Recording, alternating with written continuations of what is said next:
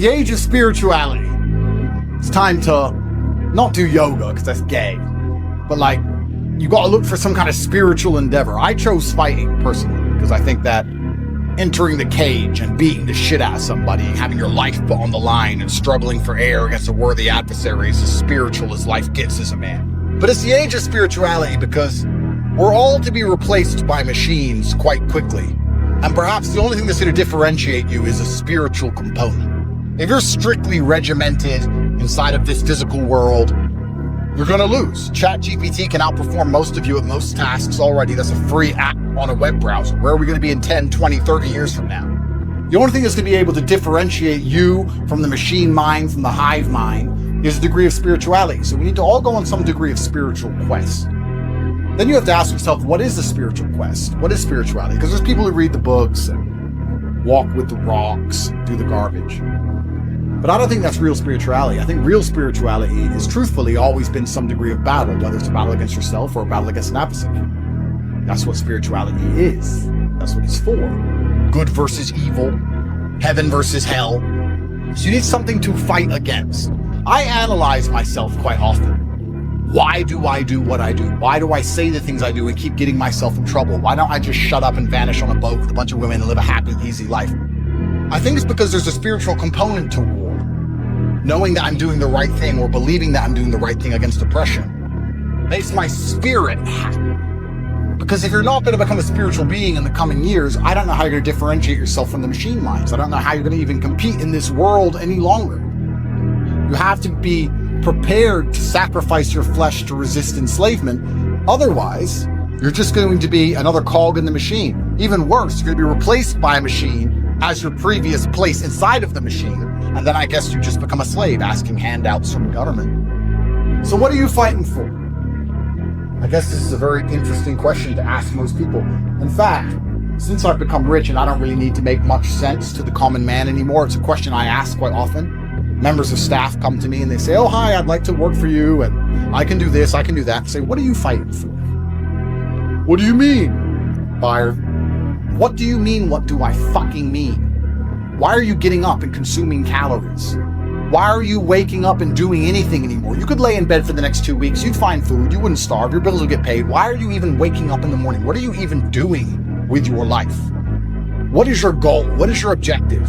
There are no vacuums. There are no empty space. All of the land of Earth has been conquered. You can't go and find land that doesn't belong to somebody else. If you're achieving anything, if you're expanding your consciousness in any direction, you're expanding it against opposing forces. You have a nemesis for all regards. As you grow spiritually, there's a huge bubble around you which is trying to constrict you, which is trying to keep you in your place as a slave. You are at war if you are enlightening yourself, if you're learning things. This is what most people don't understand. It is a battle. Spirituality is a battle. Learning about yourself and learning about other people and learning about what it would take for you as a person to be prepared to sacrifice human years inside of a jail cell to resist enslavement, not only for you, not only for your family, but for humanity as a whole. That is a spiritual battle. And in the age of machines, it's only going to be the spiritual people that have any kind of differentiation between the Matrix and humanity at all. Don't you understand? That's why you have to do the things you're supposed to do, because you're supposed to do them irregardless of the consequence. That's why you must do it. Because if you don't, you're entering a playing field you can no longer compete on. You are becoming a terrible version of a machine. You can't do math quicker than a calculator. You are going to lose. You now have to be a spiritual being to matter in this world.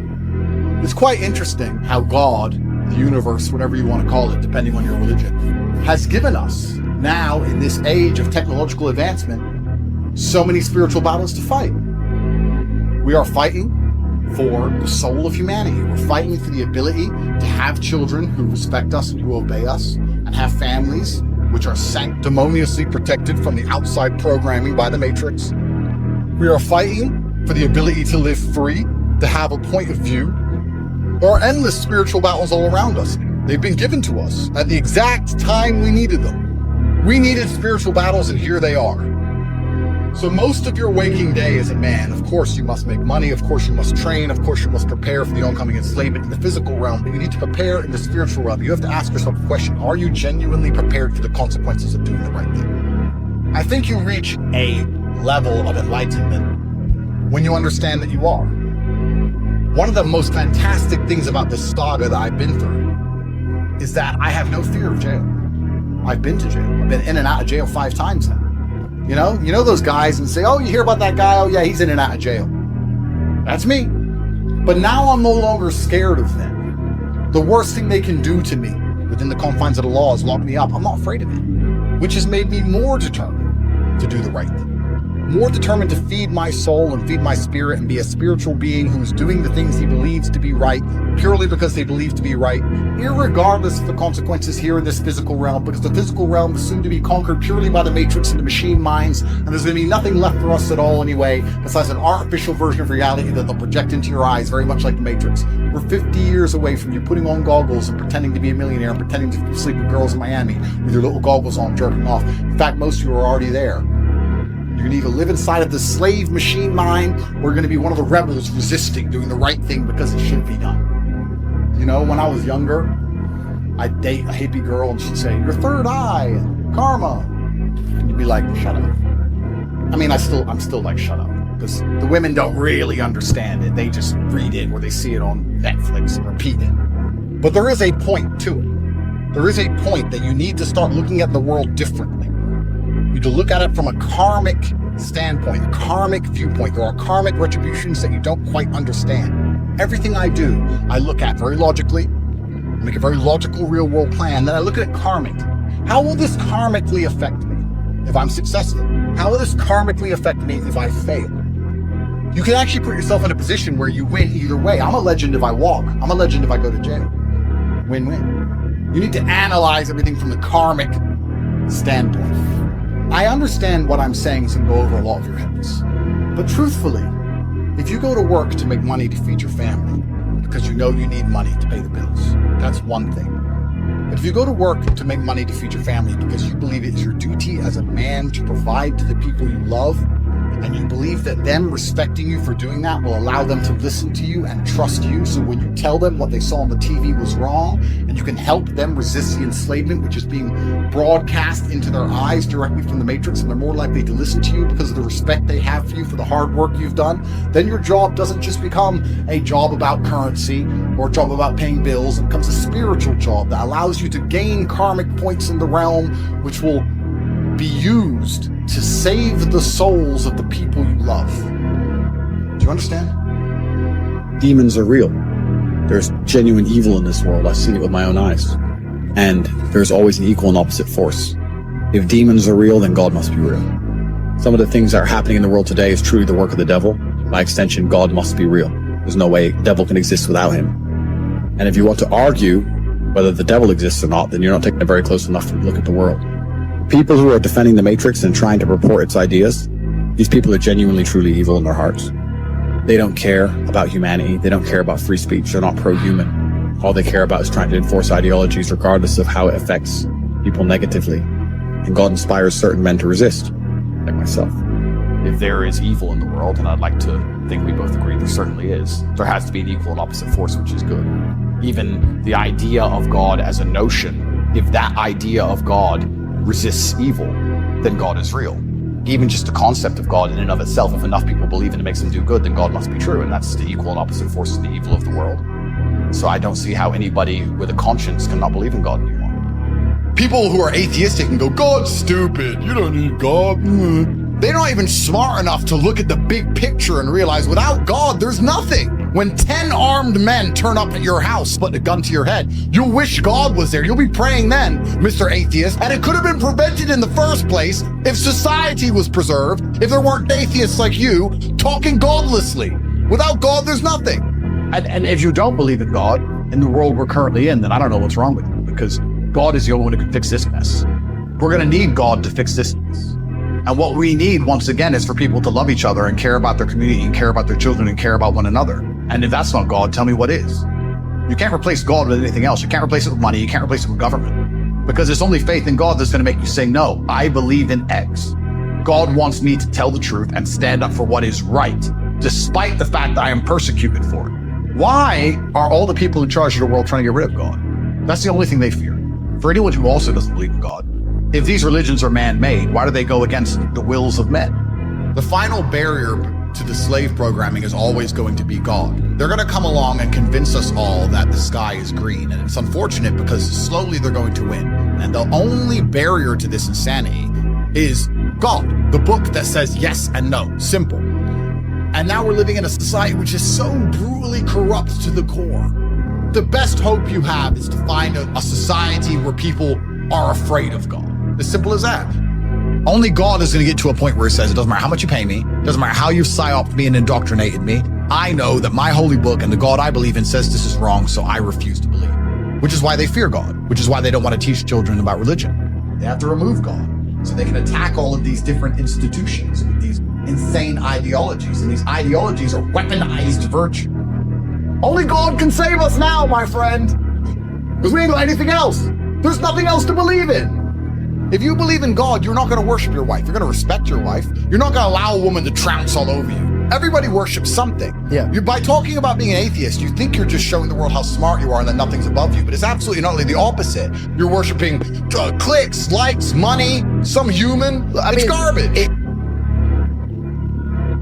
I also believe that God can be proud of you when you do your absolute best. And I don't think many people genuinely do their best in the world anymore.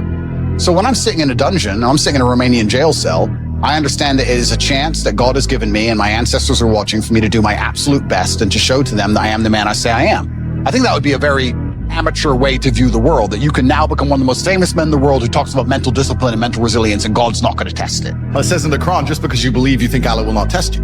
God is like a father, and a father teaches you, I believe, through pain. If a dad wants to teach you how to ride a bike, he puts you on the bike, lets you fall off and get hurt, puts you back on the bike. I believe that bad things happening to you are a fantastic thing. I believe you need to be strong enough to deal with them and then articulate them. Someone said this to me. I think in school, you learn things and then you're given a test, but with God, you're given the test and then you learn things. And that's the way it works. You have to make God happy. Let's imagine God is a man. If I'm a man and I have 10 people who work for me or 10 children, my favorite one is to be the one who does the things that I know, who acts in a way that I am happy with, right? So if I had 10 children and they're all acting different ways, my favorite one's gonna be the one that adheres to the rules and adheres to the tenets that I've set out. If I say you should act this way and you do act that way, then he's gonna be my favorite child. And I act true to God because I know I'm genuinely a good person. I wouldn't snake anybody in the world for $10 billion. Absolutely 0% chance. I'm not out here doing anything treacherous. I'm not a traitor. I don't do anything bad. The Matrix can say I'm a bad person because they're liars. I know I'm a good person. I know I live with a pure heart. The reason I'm God's favorite is because I'm out here doing exactly the things I said earlier in the stream. I wake up, I'm on time, with a firm handshake. I stick to my word. I work hard. I give my best to everything I do. I'm honest. That's all it takes to be God's favorite. I sit here and look at every decision I make, and I genuinely sit and think, I am being analyzed and I'm being watched by another power. Is this going to benefit me in the long run? The most disgusting thing, the thing that God is most unhappy with, is treachery. Because treachery, the reason it is so frowned upon in the Bible and the Quran, throughout all of history, traitors were hated the most and had the most heinous and disgusting punishments, is because treachery can't be stopped. I'm a big, dangerous man. If I see my enemy on the street, I'm going to know what's going to happen. I'm going to be ready for it. Treachery will take out anybody. The point I'm making is that's why it's such a disgusting act.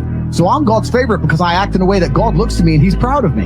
I'm lucky. God loves me. You're God's favorite because you decide to be. You have to show him that you're out here doing the things you're supposed to do. Did God create man for you to be lazy? Did God create man for you to be weak? Is that why he made you? If you think it is, then you could sit there and suffer the consequence of being unlucky your entire life. If you understand that that's not why he made you, that's not why you're here, that you have a duty, a masculine imperative to be the best possible version of yourself, then God's going to be happy with you. That's how it works. I sit there and I live I have a genuine moral compass. Of course I'm his favorite. That's why he protects me and provides for me. That's why I can get banned and attacked by the Matrix in every single possible way, and I have larger streams than I've ever had before. That's why I don't panic. We go to God when we have problems, but when everything's going good, we don't thank him enough. And that's one thing I try and make sure I never do. I don't pray to God to ask for things. I pray to God to say thank you for things I already have. That's one of the first mindset things I tried to change, is to show gratefulness to him. By extension, I show gratefulness to my life. Doesn't matter what happens. What matters is you need money.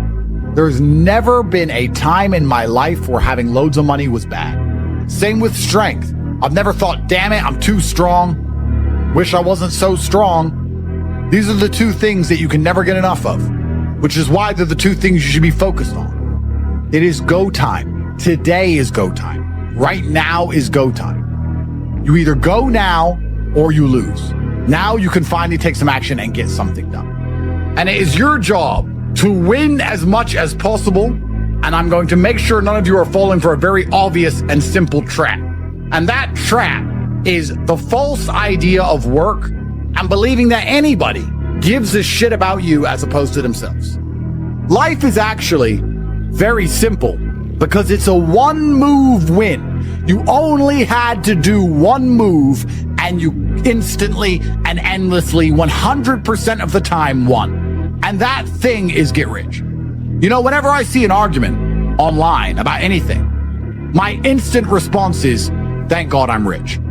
Focusing all that energy on getting as rich as possible is more likely to change your experience than rage posting. But you're trying to avoid the work.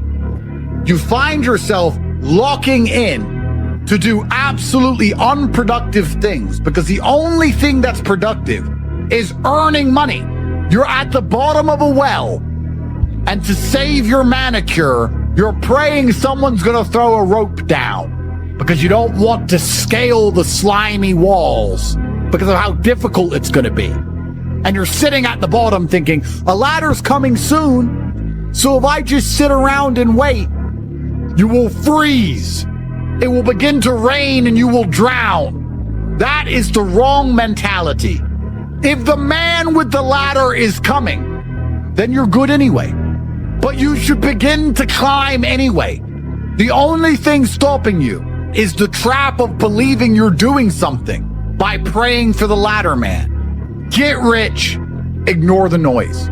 Buckle down, lock in, focus, ignore the noise. And make sure you're doing things that actually matter.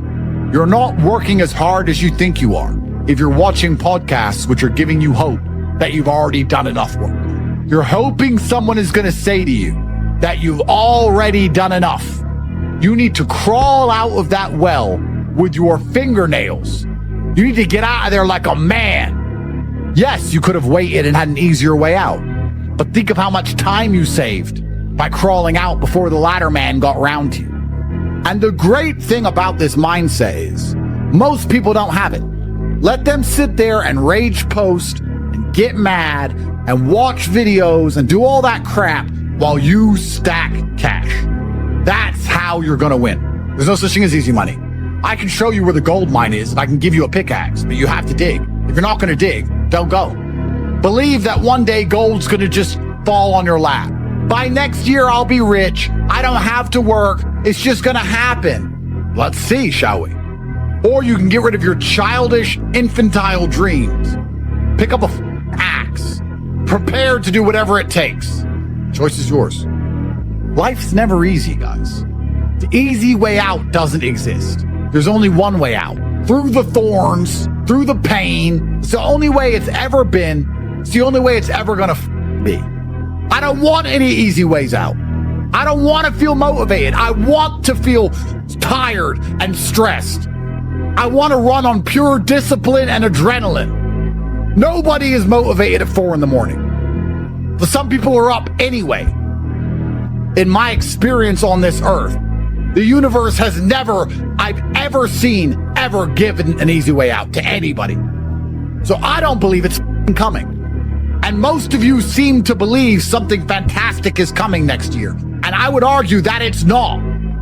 It doesn't matter if you go up or down, you need to make money. It doesn't matter if it's hot or cold, you need to make money. It doesn't matter if you go left or right, you need to make money. It doesn't matter if you're happy or sad, you need to make money. It's the only way to leverage yourself in this economic game that none of us can possibly escape. And what are you doing? And your version of locking in is finding copium. That's what you call work. I'm not going to tell you an easy way to make money. I'm not going to tell you can just buy money and sit there and do nothing. I'm going to tell you how to crawl out. I can only teach you how to do things the hard way. That's all I know because it's all I've ever done. I've been the guy who had to crawl out by the skin of his teeth every single time he ever escaped absolute decimation. If there's someone out there who you believe in who's promising you an easy way out, then go believe them. I don't know any easy way out. If there was an easy path out, why are so many people still stuck?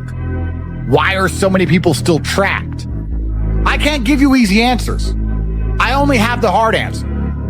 And the hard answer is for you to knuckle down, stop praying for a miracle via digital currency, and start working all day, every day, until you finally have enough for you to no longer have to be forced to live an experience you don't enjoy anymore. It's amazing how much you can achieve if you actually try. When we ask you at the end of 2025 what you've achieved, you should have a list and not feel a deep sense of shame. So I want you guys to knuckle down, lock in, and pay a lot of attention, because 2025 has to be a year that we all remember, filled with amazing stories. The matrix can be cracked. You can make a bunch of money, but you need to take responsibility and do it. Nobody else is going to wake up and care more about your life than you. If you won't wake up every day and say, I need to get rich, nobody else is going to wake up and say, I need to make him rich. Yeah. Nobody else is going to do it for you. So if you don't think it, nobody else is going to think it, which means nobody thinks it. You're the only person on the planet who can think it. And I always knew, I never doubted for a second I would be what I am. I was just like, there's no way that guy in the Ferrari who drove past me is a better person than me.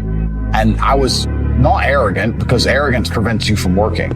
Arrogance to the people who watch Love Island and go, I'll be rich later. Most people are very arrogant. I was never arrogant. I understood, okay, I'll just outwork him. Maybe he's smarter than me. Fine, I'll outwork him. There are people out here who are prepared to work their ass off. If you're not going to be that guy, then you're going to lose. And I've yet to experience in my 36 years a man who genuinely tries their very best and is genuinely motivated to make sure they're the best version of themselves, who doesn't get what they want. The last thing you should lack in the world today is motivation, because truly people are running out of time. Not only when you go to college do you end up in a bunch of debt, even worse, wasting for a dream. And the Matrix is very good at this. It dangles a carrot. Get a good degree, then you'll be rich. Pay off your mortgage, you'll be rich. Just pay off your student loan. Don't worry, just keep working. The carrot's coming. You'll get it one day. Next time you see a rich guy, go up to him and say, how'd you get rich? I've never heard anyone say university. When I was 16, I saw the guy in the Ferrari. I was like, I'm going to college and he isn't. And he ain't going to work. I knew at 16 everything they tell me. But there's still people who think they have 5 years to waste in college. Let's conservatively estimate I make $250,000. 5 years ago, I was probably making 20. That's the difference 5 years ago. And they're going to sit there and do what? Read a book? Go party? Oh, fraternity. Bro, the gap is closing. The elites hate you. They're here to decimate you and your entire bloodline. You're 22 at the height of your capabilities, the height of your energy. It is Friday.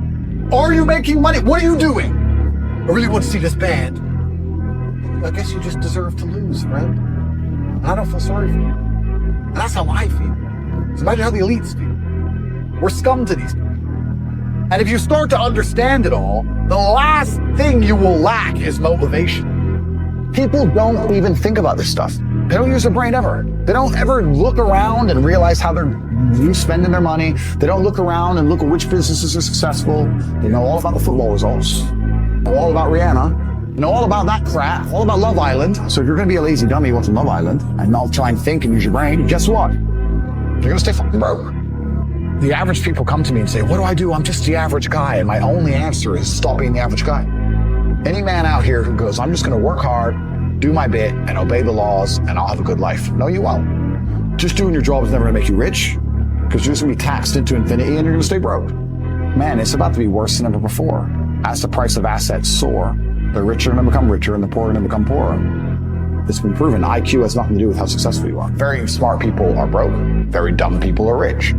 The reason 98% of people aren't rich is because they're arrogant. Genuinely arrogant in your soul must you be as an individual to look at people who are massively successful with all the credentials and all the proof and believe for some reason you're too good to listen to them. If Mike Tyson walked in here and said he's going to teach me how to punch, even though I'm already a kickboxing world champion, I'd listen. And it holds them back. They refuse to fucking learn or listen to anything. I don't need any more money, but there's fuck all else to do.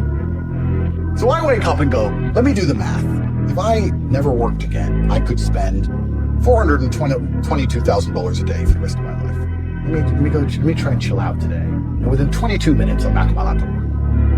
I can't stop myself working as a person who doesn't need money. And then there's people with no money who don't work. Which is why the winners are winners and the losers are losers. Losers do a little bit of work and rest. Winners work as hard as possible and worry they're not working hard enough. And it's almost like you can't save these people. I don't have motivation. You're a loser. You're not gonna always feel like doing it. You have to do it anyway because it's your duty to do it because you don't want to be a fucking... As a professional, what action have you taken to ensure that your life is fixed? Not what action were you hoping the system would take for you.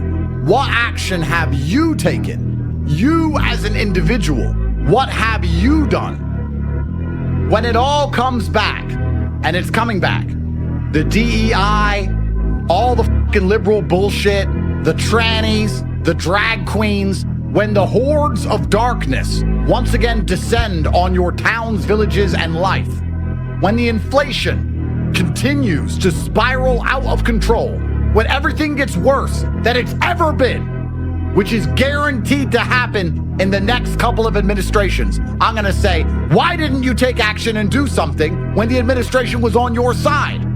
Because you were waiting for them to save you.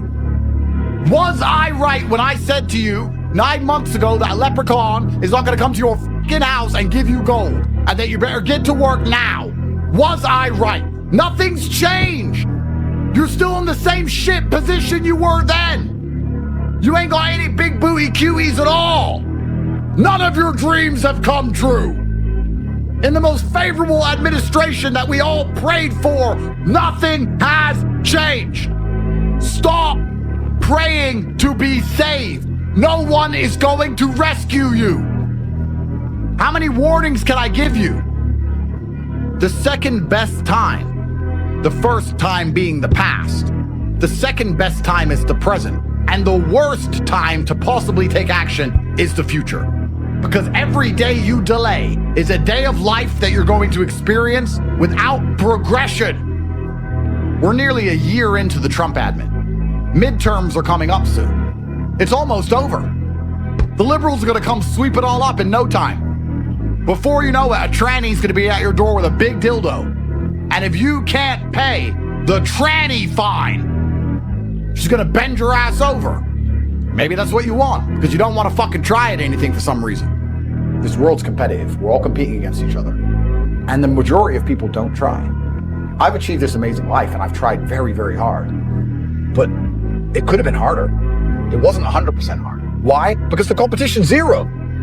Everyone is a fucking loser. I can say to somebody, listen, I'll make you a millionaire. Do this. Oh yeah, but you know, the kids are home from school now.